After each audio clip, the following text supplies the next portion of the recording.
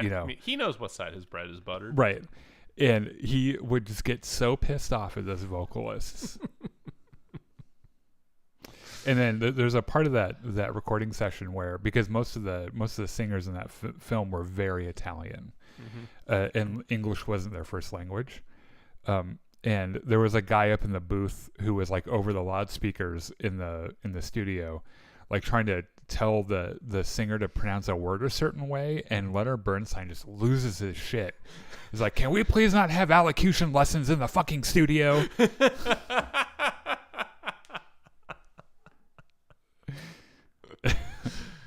Very sassy. Oh yeah, Leonard Bernstein was a sassy man. Let's see. You know what? I'm gonna text my buddy Joe. Tell him to tune in. Yeah. Oh, which one of these is him though? This is my partner's principal's dog. He looks very mournful. He got a school picture.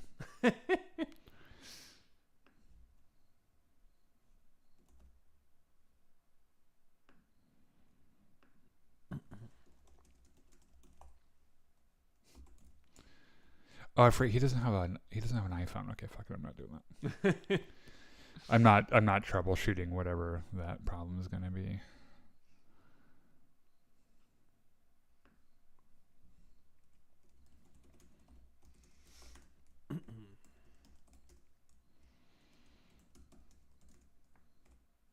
Star Wars Gen V and MCU? Sure.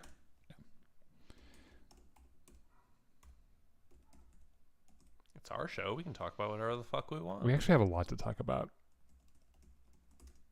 And it's going to be a problem because I can never shut the fuck up. Okay, I got all that. I think we're ready to go. Did you share it in all the places? Oh, I didn't. Shit. Thank you. What would I do without you? Not this show. Probably not. You are the wind beneath my wings. And shit. I just think it'd be kind of weird for you to just be sitting in your basement talking to yourself about Star Wars. It has a certain appeal to it. None more important than the fact that I would finally be alone. That's true. There aren't many people that I would spend this much time with. I'll put it this way. This was apparent to me, like last night after this like long rehearsal that we had, where we got home and I was like, oh, thank God there aren't people talking to me anymore. Jesus Christ. All right, shall we go? I think we shall. Let's go.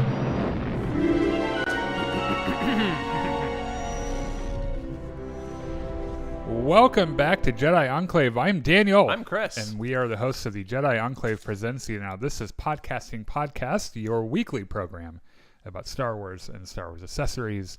And this week, what are we talking about this week? I mean, shit, there's Star Wars, a little bit of Star Wars news. Came out of a New York Comic Con in addition to MCU news.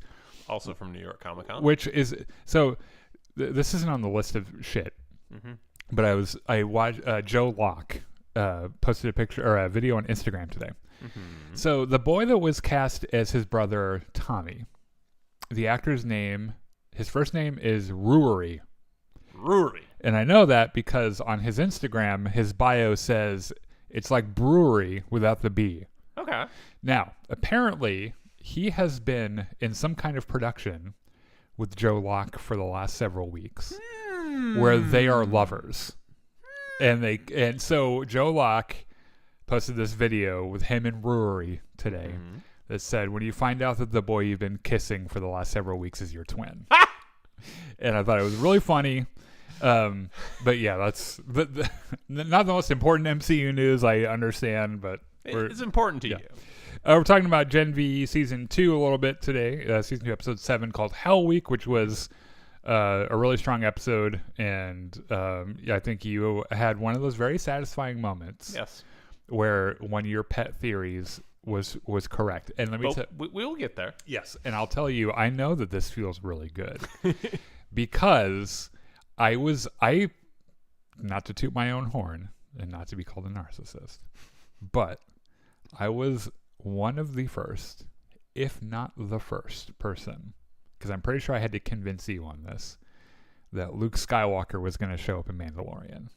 You were talking about this like after the very first episode of season 1. After the very first episode of season 1. So I understand that vindication where you something sticks in your mind and you're like, oh man, what about this though? And then it comes true and then you're like, all right, I'm the god of the universe. I can read the writer's mind. Exactly.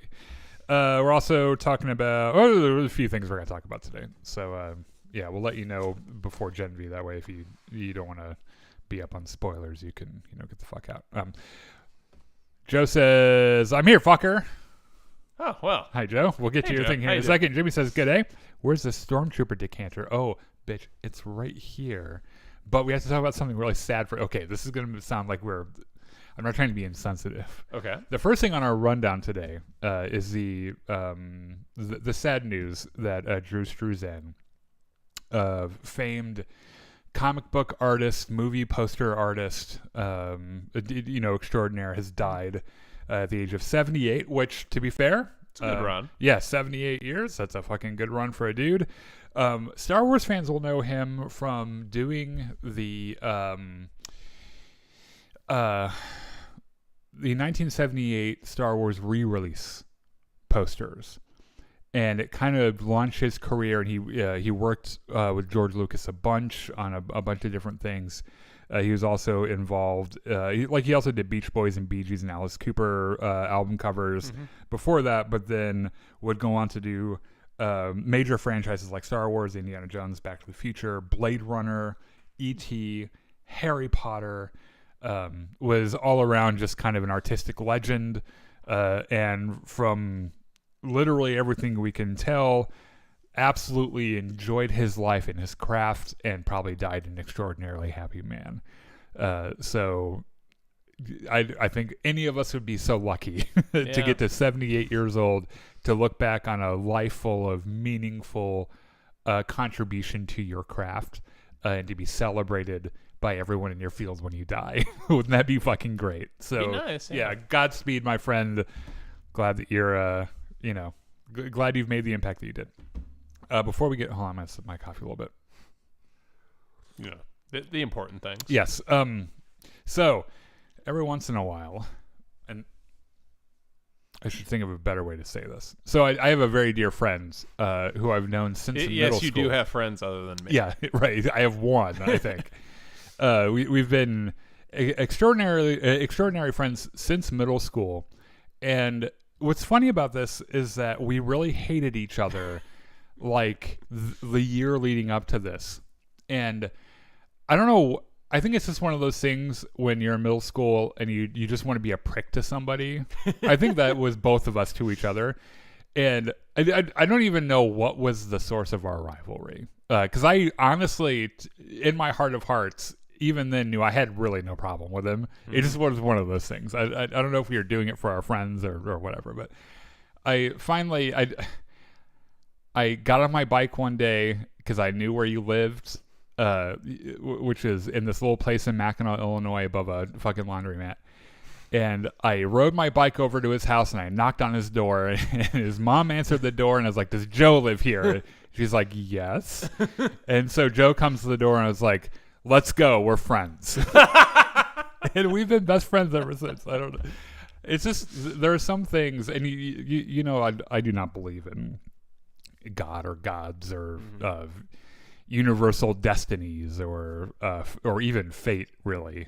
We live in a deterministic universe. Everything is more or less just kind of like, I guess, a product of the cause and effects. And there are small things like this that make me question that sometimes, where you wonder if there are threads of fate that just kind of like are predestined to intertwine and stuff. And so anyway, my dear friend Joe sent a gift to the other day, which is this gorgeous Stormtrooper.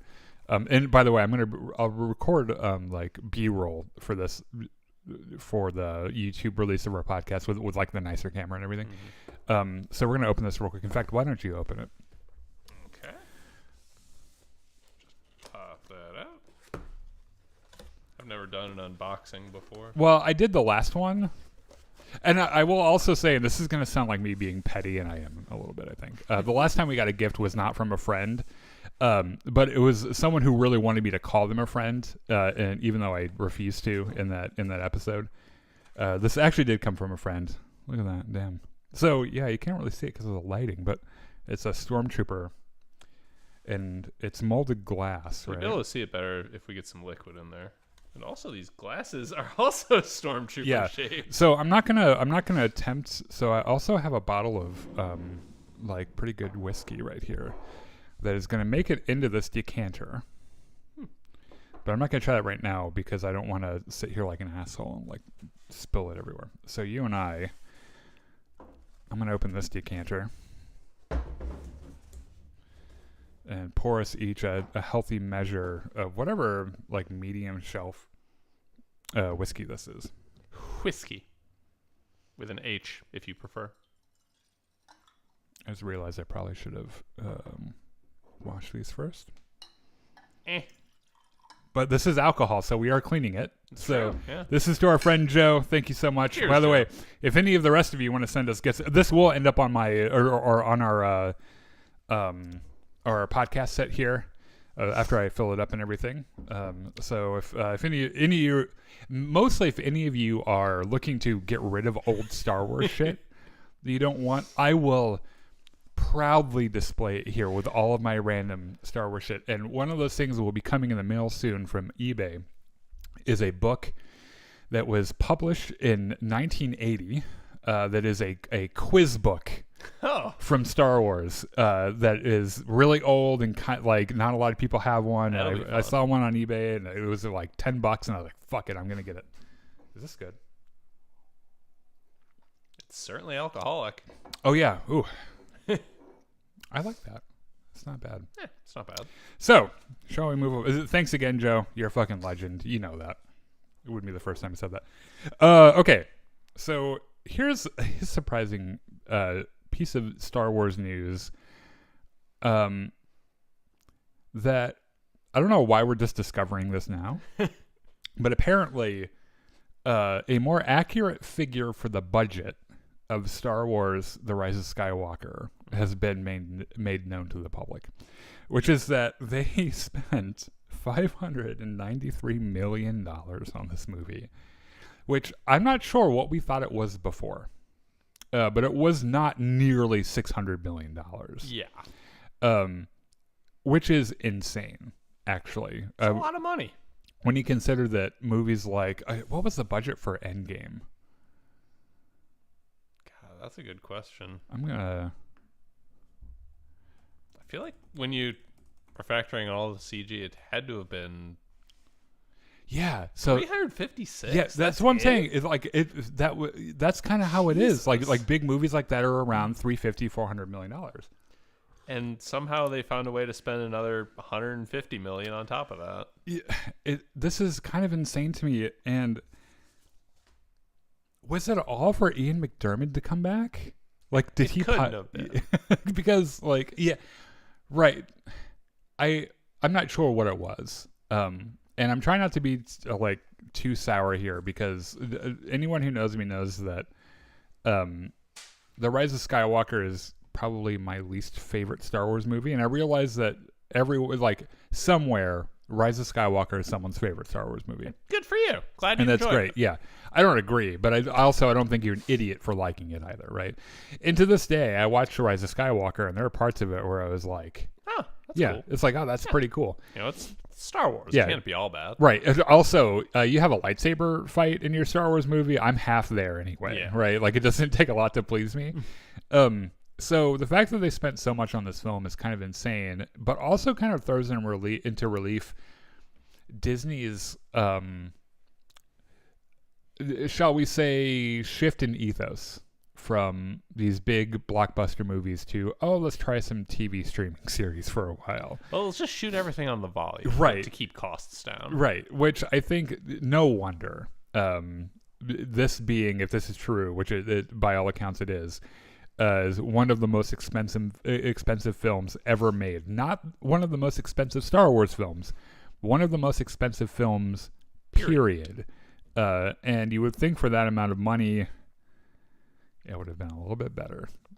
You would hope. Now, that being said, my gripes with Star Wars: Rise of Skywalker isn't at all how it looks. Like, the effects are really good. Mm-hmm. The choreography and the fights are really good. The locations look really cool. Yeah. The music, of course, John Williams doesn't ever really miss. All those things you just mentioned are things that can be very much impacted by budget. If you throw more money at like the set design, your sets are going to look a little bit better. Right. If you throw more at wardrobe, it's going to look better. Yeah. I wonder how much of that too was the film's marketing, because I remember they marketed the shit out of that. Yeah. And that, not counting the free marketing they did with Fortnite. I'm also trying to say not chapped about that either, but anyway, it's nearly $600 million for a film. Seems a little crazy, and maybe they can just make a good Star Wars film without that much money. I wonder how much the Mandalorian Grogu is going to be. Probably a lot less. I would bet it's about 100 to 150 million, if I had to guess. Mm-hmm. By what I saw in the trailer and like the look of it and everything, I would bet it's about 100 or 150 million dollars. All right, New York Comic Con has happened. Yes.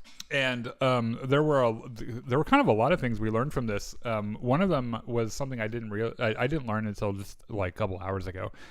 Bryce Dallas Howard was talking about Ahsoka season 2 at the New York Comic Con, and we've gleaned some details about this, which I find very interesting. One of them I'm flat out celebrating, Okay. which is the runtimes will be 45 to 60 minutes per episode. Good. Which, thank fucking Christ, because if I have to watch one more Star Wars Disney Plus series that is 25 minutes long, I might kill somebody.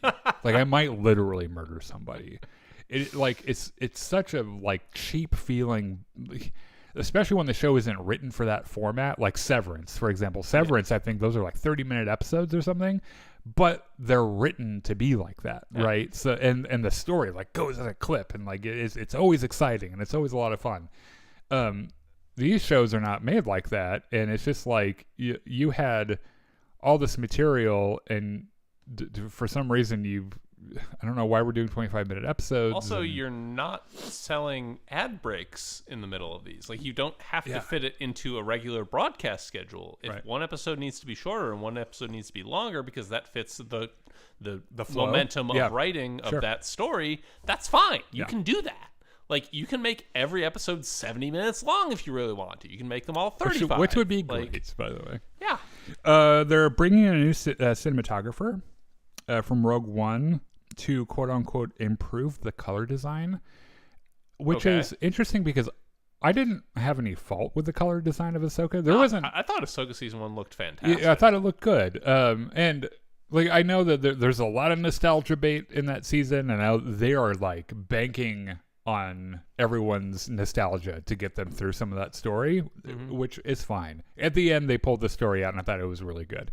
But one of my gripes for that series wasn't the color design. I thought it looked really good, and also would hate to be the person in charge of the color design of season 1 and just have Bryce Dallas Howard come out at New York Comic Con and be like, "Yeah, we fired that guy, and we got someone better from Rogue One. Don't worry about it." Which, in fairness, Rogue One is also a pretty good-looking movie. Yeah, so. It is pretty.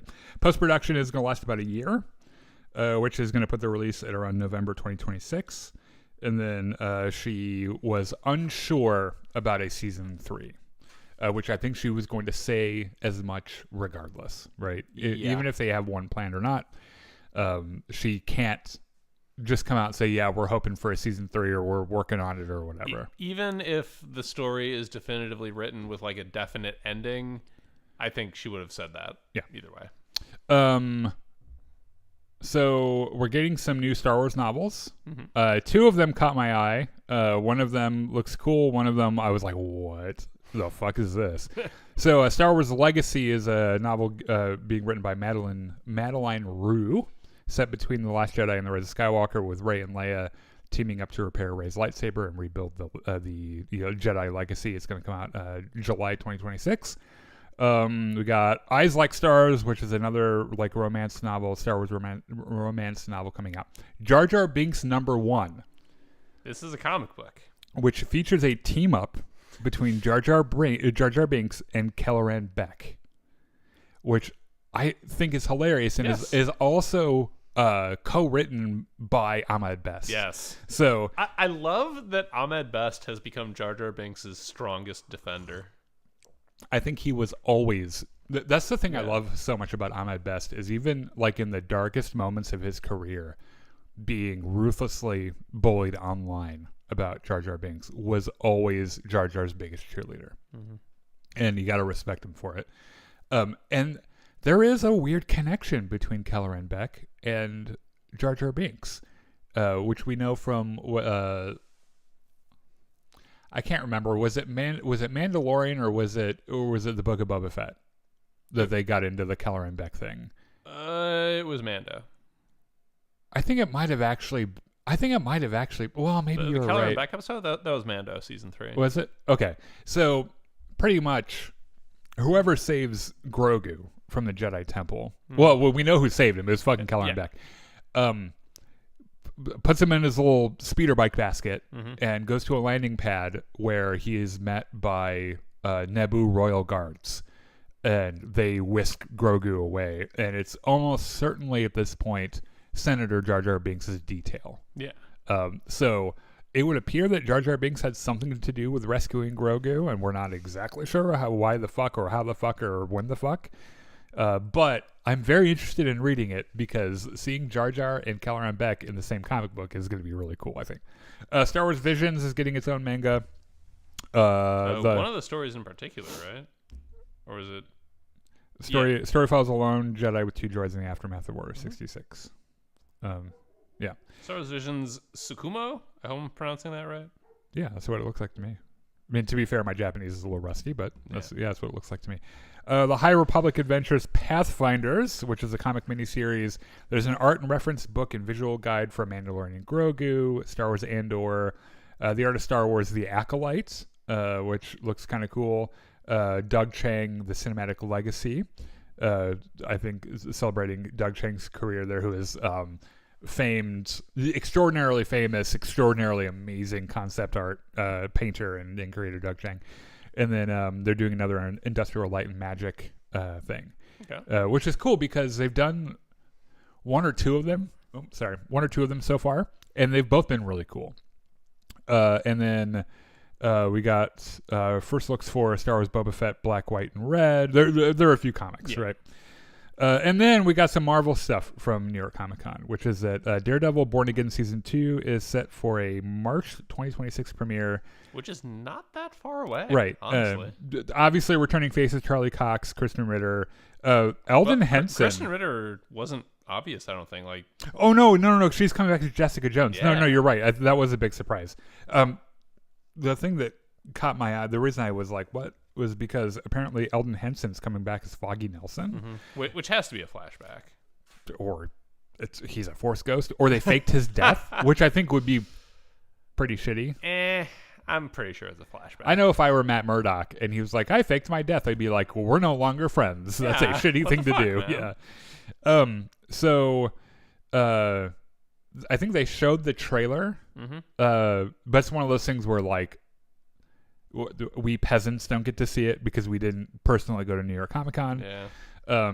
So they also mentioned Kingpin's getting kind of squeezed because he's like the new de facto king of New York. Yeah. And he's got Daredevil on one side trying to, make trouble for him, but also now with all this new power, Kingpin finds himself on an international stage and he's finding out that he's not the only tough player. Yeah. There are other guys who have as much power as him who are as ruthless as he is. And so that's going to be a whole thing as well. This is a weird connection, but it's like when you go to college as a freshman, right? And you spent your whole career in high school being big fish. Yeah. The smartest. And then you get to college and you realize, holy shit, everyone else is smarter than me. Yeah. And it's like the first time in your life where you experience something like that. You have your first you have your first existential breakdown. Yeah. Where you're like, nothing I've done is of any consequence. Oh my God. Yep. So I guess Bullseye is in the trailer, and Yep. I don't know. You know what? I know that the season that we covered was changed a lot by reshoots and was a little sloppier than I think they wanted the show to be. It sounds like that this season has the writers back, and they're doing everything. You know, there aren't going to be like a bunch of reshoots and everything. So I'm excited to see it. X-Men 97 season 2 and Huzzah! season 3. Right. Like they must be really fucking confident in season 2 if they're already got season 3. Yeah.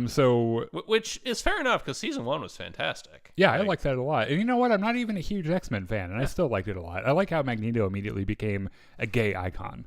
Yeah. In the zeitgeist. Bi icon.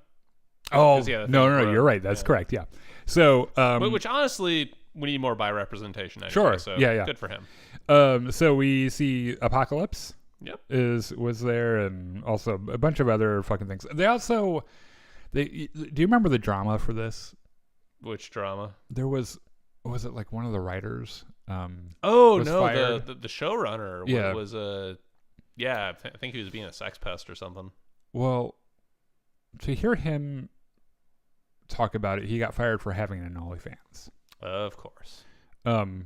Which I don't know how much of that I believe. And to be fair, I've not done a lot of research into this. I know that someone asked one of the other showrunners about it at the con, and he's like, "Look, we made this amazing thing together. I have nothing but respect for him, but really, I don't have anything new to say about it." So, Your Friendly Neighborhood Spider-Man Season 2 is coming, which I'm really excited for because I really like that first one. We're going to get that fall 2026. And then Vision Quest is coming. James Spader's returning as Ultron. And then we've got fucking Vision and apparently Wanda. And apparently just all the AI characters from like Friday and Edith and everything. Yep. And then also presumably Joe Locke as Billy Maximoff. And Rory, whatever his last name is, Tommy. I mean, maybe, but also maybe not. Just I can see they could, but they also couldn't. Well, they cast Tommy, so they're putting him somewhere. Yeah. And I would assume it's this. And I know that they announced a couple of TBA slots in the lineup. For I think 2027, and I think we're thinking that it's either going to be Blade. Finally, eventually, we mean it this time for real. Right, it's either going to be one of them is either going to be Blade or Black Panther 3, and then one of the other ones is going to be something as well. That we're kind of like guessing at, and I'm not sure if the Blade thing is actually happening because every time Mahershala Ali has talked about it, he's like, I don't think Blade's happening. Yeah. So, I don't know about that. And then there was a Wonder Man trailer that launched that we the peasants got to see. I think you and I had forgotten this was even happening. Yeah. Right hand to God, I have no idea who the fuck Wonder Man is, and I saw the trailer. I was really happy to see Trevor from Iron Man 3 and Shang-Chi 2 was one of the guesses about what was coming. So the actor Trevor, who's pretending to be the Mandarin, is in this show, which I love his character, so I'm glad he's in it. I like his actor, Sir Ben Kingsley. It would appear that there's lots of meta shit about superhero fatigue in it, which I thought was pretty funny, very a la She-Hulk a little bit. But apparently, from what I understand, Wonder Man was a stunt actor who gets powers or something, and so sure, why not? Yeah, there's a Guillermo del Toro like guy who's going to do a superhero film, and they haven't cast the main role yet, and this guy is, I was thinking maybe he's going to be him or whatever, but Yeah, I don't know much about Wonder Man. If Wonder Man is like your fucking bread and butter, and you know everything about Wonder Man, let us know what you think about the trailer. Put it in the comments. Educate us, please. A Night of the Seven Kingdoms had a trailer the day after our last episode, which really pisses me off because I would have loved to like actually dug into this because there's something about the tone of this trailer that's so different from House of the Dragon. It's very lighthearted. It is. It is. So it looks like it's having a lot of fun. From what I've read from people involved, they're staying far away from the magic bit of Game of Thrones. Mm-hmm. In fact, the most magic you get in the trailer is a fake dragon who's spitting out fire. Yeah. But the Targaryens are still around. Mm-hmm. I think this is closer to the Game of Thrones era than House of the Dragon, and follows a Knight of the Seven Kingdoms, Duncan the Tall, and his squire Egg. And they're entering into a tournament, and it does, like, the music is upbeat, and it's like it really does seem like a lot of fun. Like they're cracking all these jokes, and like all of them are at Dunk's expense, right? Yeah, exactly, because he's a tall fuckhead, right? He's a tall oaf. I like how all the Targaryens are still just assholes. Yeah, you know, there's the one guy who makes fun of Dunk and everything. So I know George R.R. Martin has been a part of this. He's been kind of like, you know, involved in it and everything.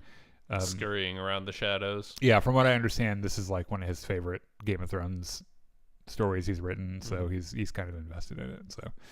So premiere date is going to be January 18th. We are going, of course, to be watching the ever-loving fuck out of that show, and I'm going to be excited to do also so this week, next week we're doing Star Wars Visions.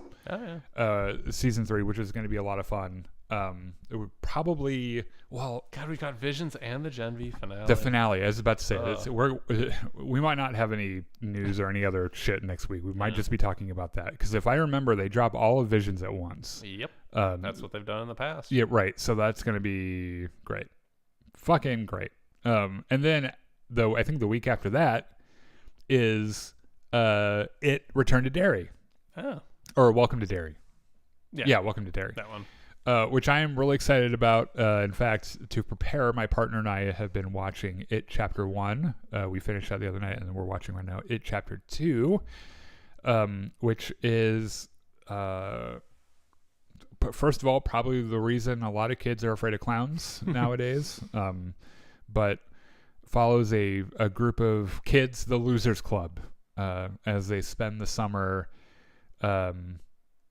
coming of age and being chased by a killer clown who is actually a billions-year-old alien, because it's Stephen King, and of course, and then they end up vanquishing it, and but they know he's coming back in 26 years, and so 26 years later they come back, as full-grown adults with very little memory of what happened originally. And they come back to face Pennywise the Clown, and both chapters are amazing. The second film stars what is his name? That he played younger Charles Xavier. Will McAvoy. Yeah, Will McAvoy, right? No, James. No, James. It is. Yeah, Will McAvoy is the newsroom. Oh man. Yeah, no, it's James McAvoy. Plays James McAvoy. Bill Hader, the comedian, is in the second movie. The other Bryce Dallas Howard, Jessica Chastain, is in it, and the other Bryce Dallas. They look exactly the same. Okay. They really are indistinguishable. So much so that Family Guy made a joke about it. I'll show you pictures later. Okay. That sounded creepy. It's not what I meant. So, it's a whole thing, and it is equal parts a heartwarming tale about kids coming of age and escaping terrible things in their lives that aren't clown related, like abusive parents and bullies and everything, and then coming back together as adults and kind of like rediscovering their friendships and everything. And while it is scary and creepy, but it is also really sweet. And this story takes place in Derry, Maine, which is where all Stephen King's stories are set apparently in Maine. I don't know why. The dude fucking loves Maine. Something about New England is just creepy. It is a lot of white people there. As we all know, there's nothing scarier than white people. Right. So we'll be covering that when it comes out. It's an HBO thing, and I'm really excited about it. So let's talk about some Gen V. You forgot one more thing. Oh, there's what a did I forget? Invincible season 4 teaser. Oh, They do the gag where Mark is sitting in the burger place. They break their fourth wall. Talking about Yeah. It's So they clearly didn't have anything ready from the season, I don't think, to show. I think they do these intentionally. Okay. Like after the first one, they probably just didn't have anything ready. Like for season 3, It's like just they very clearly were doing it on purpose. A lot of things happening in this one. Mark has robot arms for some reason. Arms, they look like actual robot. Like robots the character arms, robot yeah. arms. Yeah. He complains about how he never wins any fights, but maybe this season he'll actually win some. Yeah, there are a lot of meta nods, and there's a gross burger he keeps trying to eat, and he mentions his fight with Conquest, and which is the reason that the burger joint is busted up. Yeah. I mean, it's Invincible. You pretty much know what you're getting at this point, right. But it's pretty good. I did thoroughly enjoy season 3, so I'm looking forward to this quite a lot. I'm wondering what's his brother's name? What is a little purple kid? Yeah, I wonder because doesn't he age much faster because his dad fucked an ant? Yes, that's a thing that happened. I didn't just make that up. Like that's a thing that happened. It was a space ant. It's weird. It is real weird, but I think he grows up faster in general, and so I wonder what he's up to. It's worth pointing out I've not read any of the graphic novels or comics or whatever the fuck they are. This is a rule that I have when I get into a series that I like. I either read the source material before, or I start watching the show and I don't read the source material until it's finished. Because it always ends up that one ruins the other. Yeah. For me, and I would like to just, for example, like I'm never going to read the Game of Thrones books, mostly because I know that George R.R. Martin is never going to finish them. Right. Yeah. Like it's very obvious he has no plans to ever put out Winds of Winter. He has no pages. Right. So I'm not going to get attached to the story in that medium. Look, it's fine. He's gonna die someday, and then Brent Sanderson will finish the series. I don't. Is that his name? Sanderson. Yes. I thought it was Brian. I'm pretty sure it's Brent. It might be. You might. I'll tell you. And I have no animosity toward the man at all. Mm-hmm. I just know that out of the shit that I've read, I was not impressed. I didn't love his prose. And I also find him personally to be a little pretentious. I don't like him very much at all. That is fair. What's the verdict? If Wikipedia will search. If you know Brandon Sanderson. Brandon, yeah, I'm okay, sorry. there you go. Brandon Sanderson. Yeah. Apologies to Brandon Sanderson. I bet he started that rumor. What you just said. Oh, if he never finishes it, Brandon Sanderson will do it. That's not even a rumor. I just made that joke up. Well, you're not the only person I've heard. No, Chris, you're not the only person I've heard say that. Well, if he didn't want people to make the joke, he shouldn't have finished Wheel of Time. Well, the thing is that, like, I'm pretty sure he planted that somewhere. He's like, oh, I'm going to get people saying I'm going to be the one to finish it when he dies. Trying to manifest it into reality. They better do an autopsy on George R.R. Martin if he ever dies and make sure he wasn't killed by somebody. All right, Gen V, Season 2, Episode 7, Hell Week. Let's do a quick spoiler-free since there are some pretty big spoilers in this one.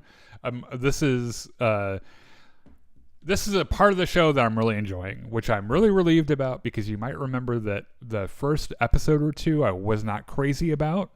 And all of my reservations, story aside, I didn't have a huge problem with the story, I guess.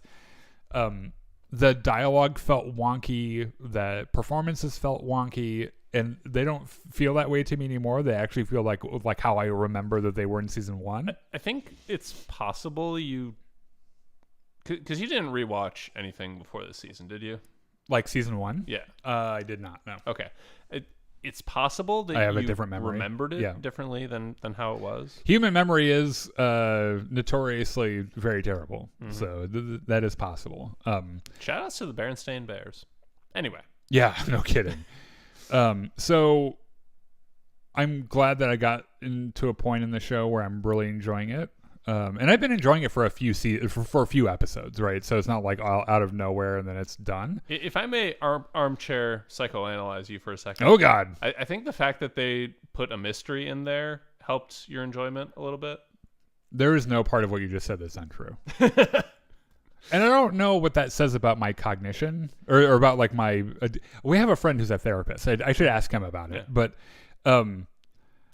You just latch on to mysteries and start working away. It gives my brain something to do, I think. And this one introduced one, and it was a mystery that you cracked before I did, which, as I said before we started the show, I have nothing but the highest regard for your intelligence. In fact, you're perhaps the smartest person I know. That being said, and this isn't me saying I think that I'm smarter than the smartest person I know.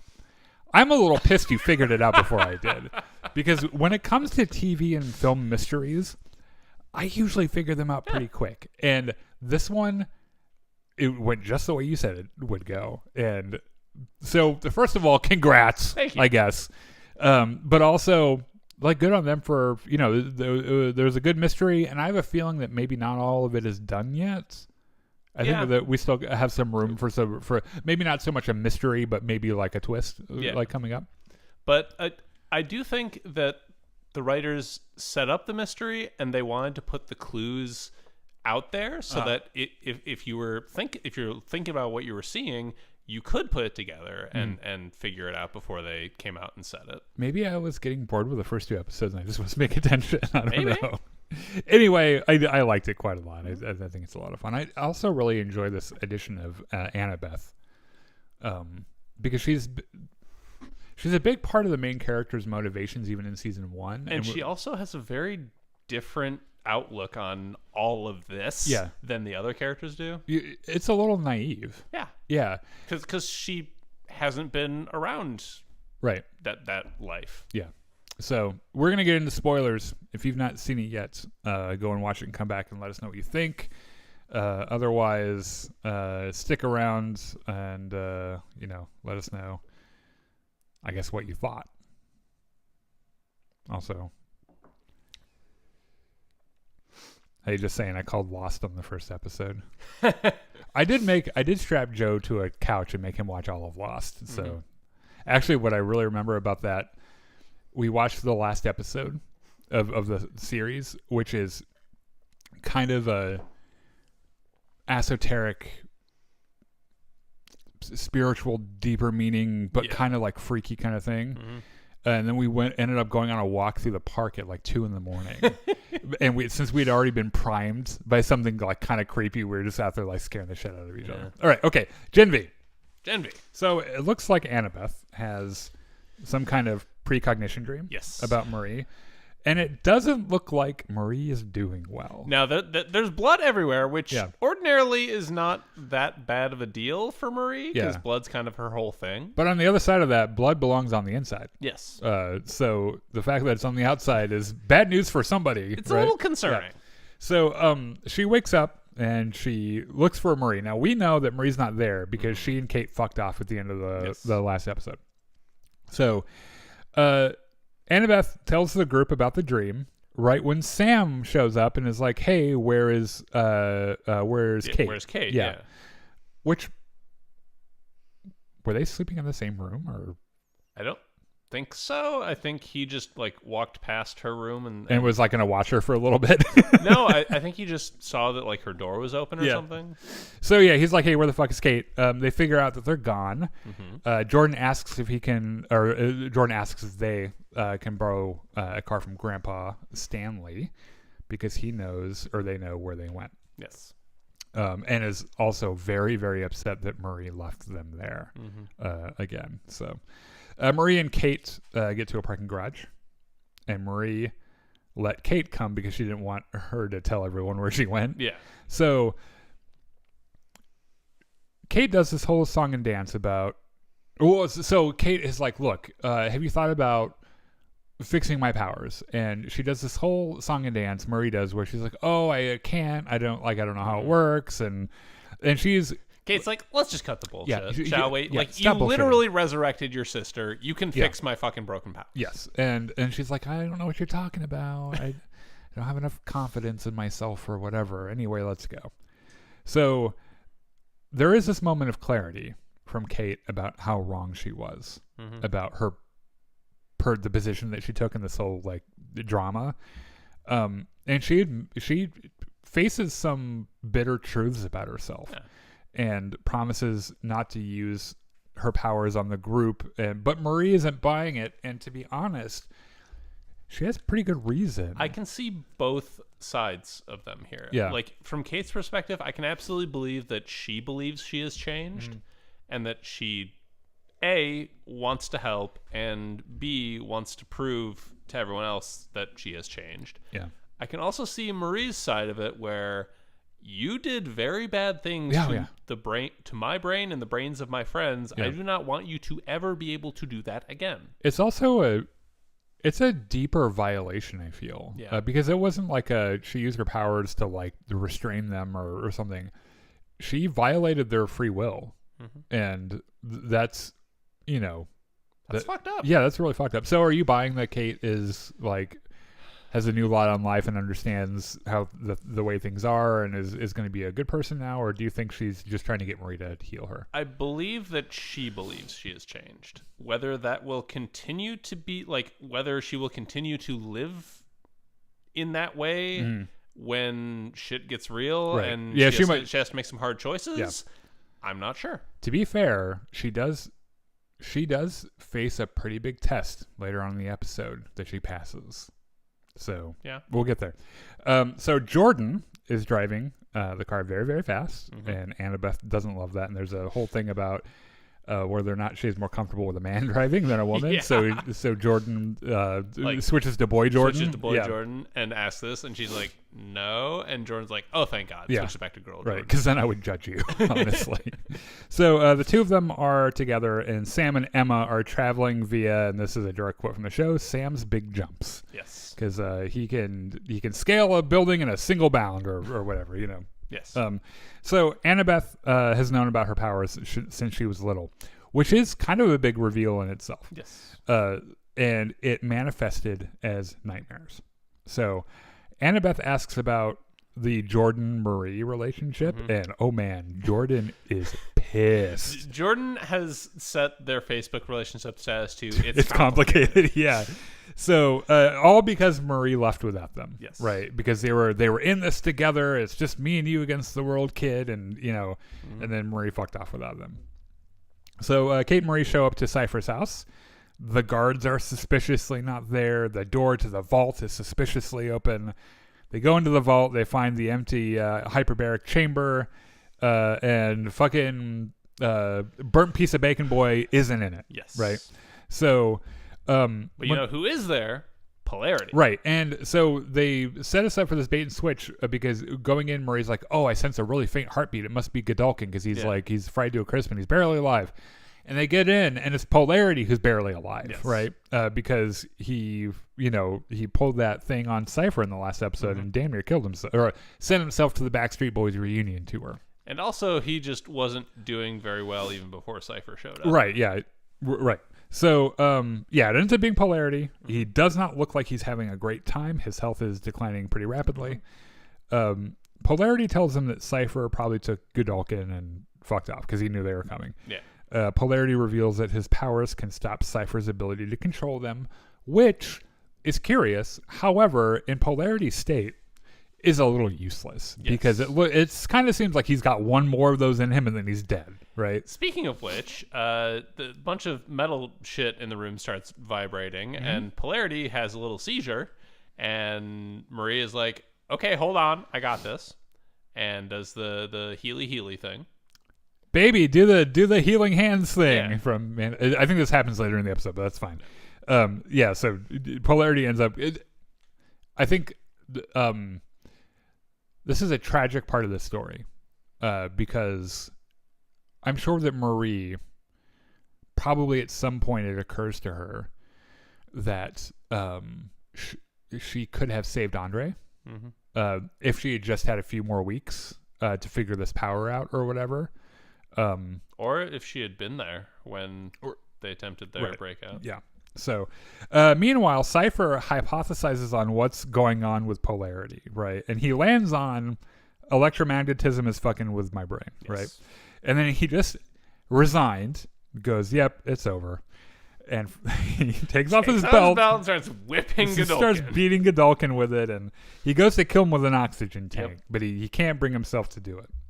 It's like, wait a minute. And oh my God, in retrospect, now that I know, because I write these as I'm watching it, this scene reads even weirder now that I know what I know. So he gets a notification on his phone that there are people in his house, and this makes him very happy. Like, oh, look, it's Marie. Right. And Sister Sage said that Marie would come back, and it turns out that she was right. So he turns to Godolkin and says, it may be time for a very large sacrifice. Marie and Kate tell Polarity about Godolkin, and so their plan seems to be that they're going to help Godolkin and hope that they have a shared enemy in Cypher. Yes. And this is where the Polarity episode happens. And then Marie parts the Red Seas, and lo and behold, thanks be to Christ, another soup has been saved and healed or whatever. And Polarity has a moment where, like, holy shit, I've been sick for so long. Some good acting. Yeah, because it's like a weight off his back, where he's like, I forgot what it felt like to be well, and that's got to be a crazy feeling, by the way. Yeah. So Sam and Emma show up to God U. A frat dude shows up and he accosts Sam about Hell Week, and Greg shows up to say hi to Emma, and there's a whole Greg thing because Greg is like kind of getting in her personal space, which she doesn't really dislike, and they're being flirty and shit. And this whole time there's this other fucking soup who's just like shits out this guy with a fucking diaper, and it's all so weird, but like to Sam it's just like, oh, okay, that's happening. Yeah, it's just the frat that he joined. Right. And so remember, there's the guy, his only superpower is that he has a singularity in his anus. Yes. And can fit anything in there. Right. And so there's I guess their pledges are running around with diapers and their bondage babies or whatever the fuck. It's very weird. It's very at the signature same time, boys. If right? you know anything about fraternities, this is completely like it tracks. Right. So Polarity, like honestly, if the fraternities where we went to school had superpowers, they'd be doing this shit. Yeah, no, that's fair. So Emma convinces Greg that Sam's all right, because Greg's like, shit, is that Sam the crazy dude from last season? And she's like, yeah. I was like, yeah, but he's gotten better. Right. Don't worry. So Greg is going to search for Marie from the sky because he can fly. Yes. And then Emma, Sam, and the random pledge that came out of that guy's ass. Because he has to follow Sam everywhere. Right. Because it's Sam's job to give him hell. Right. So they're going to go search the ground. Right. So they're doing a two-pronged attack, and they're going to figure out where Cypher is. Or Marie is. So Polarity, Marie, and Kate break into Cypher's office at God U. And Polarity tries to convince Marie to heal Kate. Like she can read everyone's mind. She'll tell us exactly where Godolkin is. Also, Polarity's like, girl, let it go, for fuck's sake. There's an interesting moment where Marie gets real with Kate and blames Andre's death on her. And I think she's expecting Polarity to hear her words and choose her side. Polarity's like, no. If you're blaming anybody for Andre, blame me. Yeah, I knew about my sickness and I didn't tell him. I pushed him to be in this fucking hellscape, this Vought hellscape and everything. Like, if it's anyone that deserves the blame, it's me. Marie holds fast though and doesn't heal Kate. So Cypher calls them from his office phone, and he renews his offer for amnesty if Marie finishes training. Right. So he's like, basically, I'll let all your friends go, and you come in and do your training, and everything will be fine. Marie's like, okay, but what about that thing where you're going to kill 75% of all soups? Well, let's cross that bridge when we get there. I mean, you won't be in that 75%. If that's any consolation. That doesn't apply to you. Yeah. What the fuck do you care? So he takes credit for her big power jump because of what he did to Annabeth, which she is still real pissed about. He tells her that she'll be the strongest soup ever, and he's like, you know what, sleep on it and get back to me. Marie reveals that she heard the doors to the training room close, so they know exactly where he is, right? I'm like 99% certain Cypher did that on purpose. Oh, it's on purpose, sure. Yeah, because he wants to be found at this point. I am with you on that. So Annabeth has another premonition. She sees a big room with tall pillars with bars on the windows. And she's freaking out, and Jordan's like, okay, tell me what you see. And she says, I saw these big room, tall pillars. Yeah. He's like, I know where they are. Let's go. I have developed trauma in that room. I know exactly where that is. So there's a hilarious beat where the bondage baby is following Sam around because of the frat. It's just like they're trying to do the serious thing. And here's Sam with a chain and a person on the other end.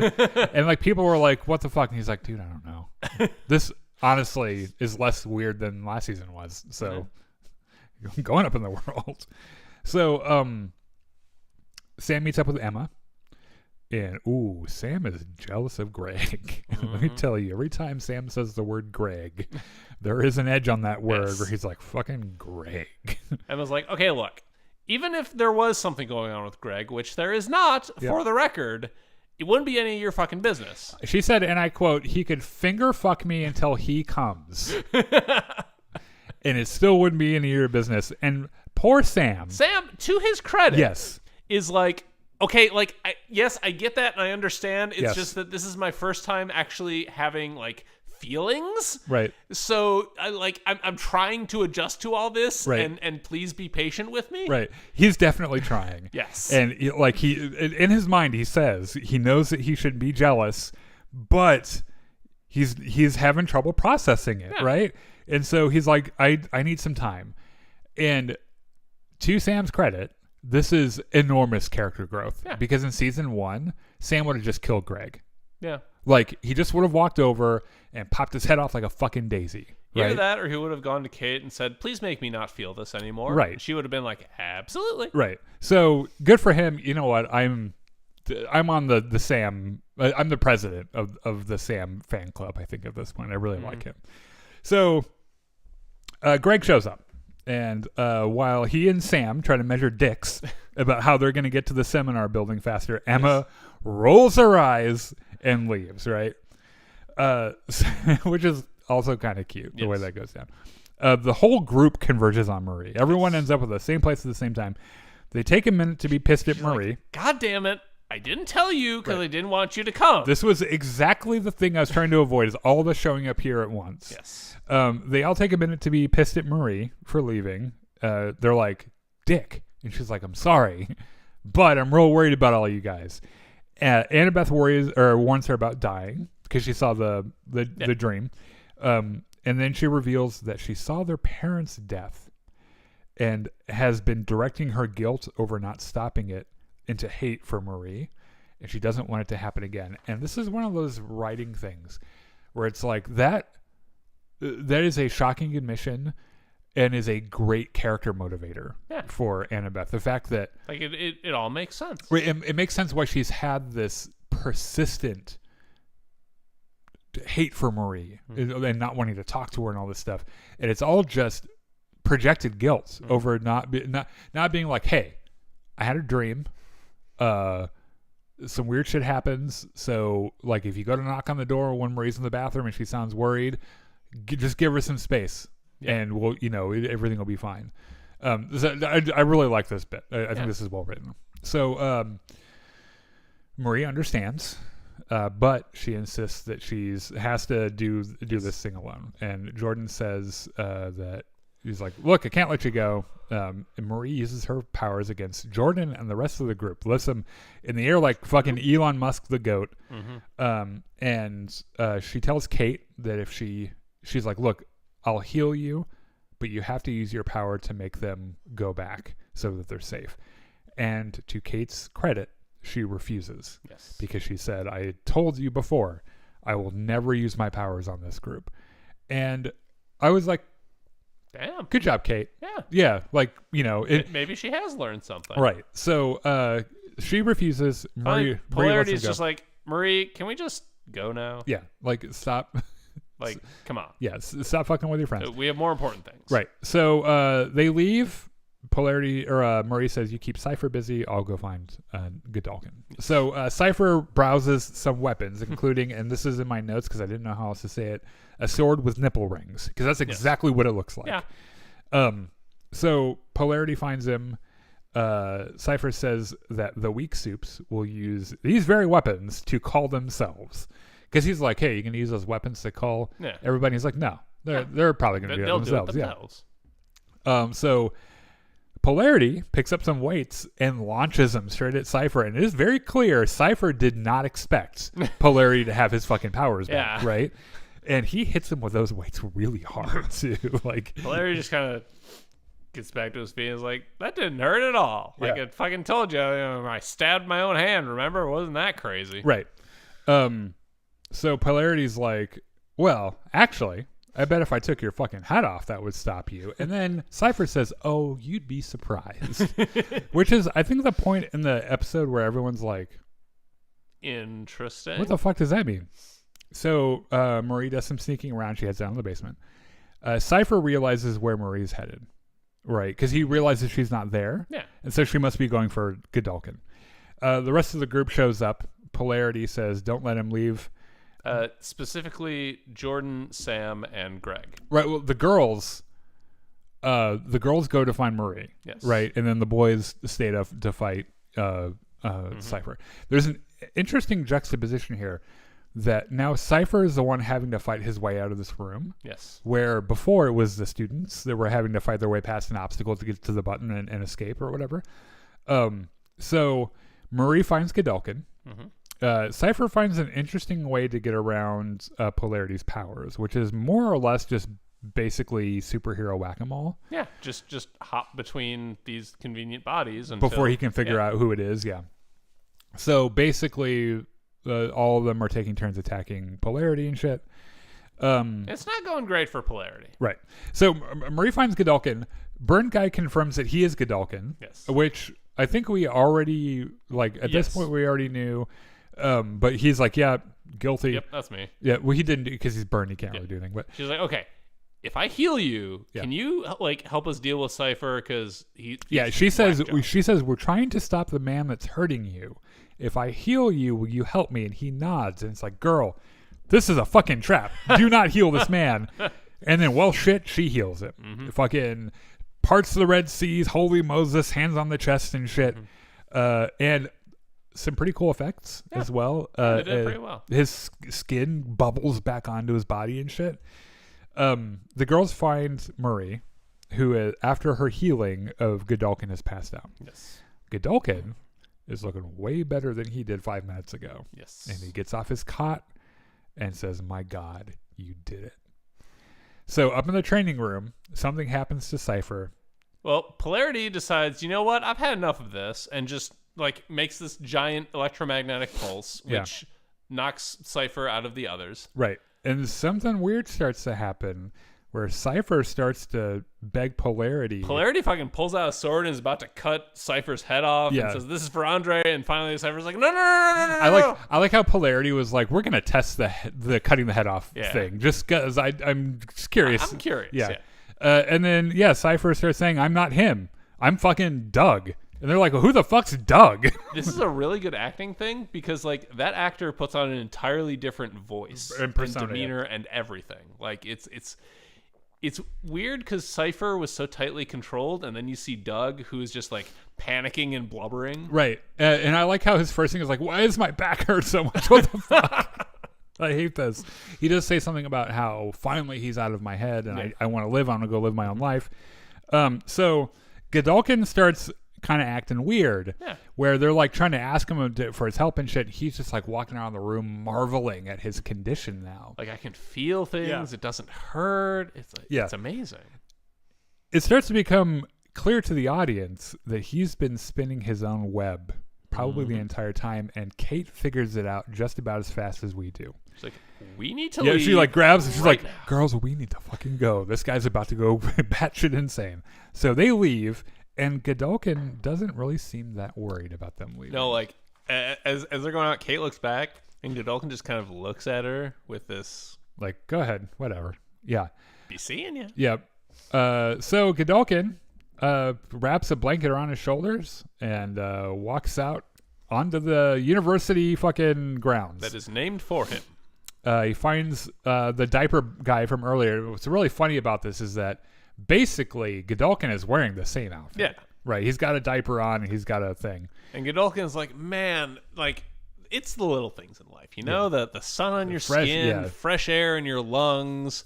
By the way, what's your power, kid? Well, I can turn my feet into hands. Well, that power sucks. I'm going to have to kill you now. I'm not going to kill you. You're going to unalive yourself. Right. So my notes I have, it sends him to the Backstreet Boys reunion tour. Yeah. I kind of thought that this episode might have warranted a content warning for self-harm because of the way he goes out. Yeah, that's probably would have been prudent. Yeah. It does sends this kid to the Backstreet. Well, makes him send himself to the Backstreet Boys, and then just goes walking across the quad that's full of Soups having a great day, and says, "Who's next?" Mm-hmm. And it's kind of a terrifying because there's like a Frank Sinatra tune over it. Yep. And it's a little terrifying and a little creepy and crazy. And next week is the finale. Yep. What's your over-under on whether or not Homelander shows up? Oh. You don't think they would do that again? That's kind of how they end the first they already season. played that card. Yeah. Homelander has been the specter that's been looming over them though the entire season. I think Sister Sage will show up. Okay. I think that would make a lot of sense given that she's had this. Do you think the Deep is there for Hell Week? Because he's a part of that fraternity, right?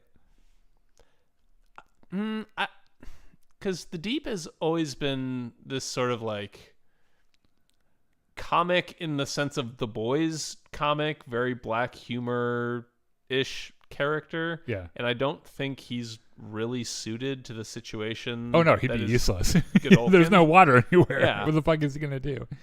Yeah. I think there's a fair chance. Starlight maybe. Because she was there at the beginning. She wanted to know what Odessa is. She might be lurking around. Okay, that's a good guess. I would be interested to know. So, what is the fear? So, if you're Homelander, let me put it a different way. You're Stan Edgar. Mm-hmm. What is it? Do you think Godolkin does that would make Homelander scared? I think the fact that he can control people. Do you think he'd be able to control Homelander? That's the question, isn't it? Because it feels like Homelander is specifically designed from a narrative perspective to be this unkillable boogeyman. Right. Like any vulnerabilities he has have either been removed by science or he just has found some way around them. Right. I don't think he's smart enough to figure out how to protect himself. It wouldn't be the funniest thing if the Homelander arc in The Boys ends just because Godolkin gets into his head and has him fly into a sun. And then that's the end. The Homelander just dies that way. And Sister Sage is like, actually saw that coming. Yeah. Anyway, we will be back next week. We'll talk about the season finale for the show as well as Star Wars Visions Season 3, which looks like it's also going to be a lot of fun. So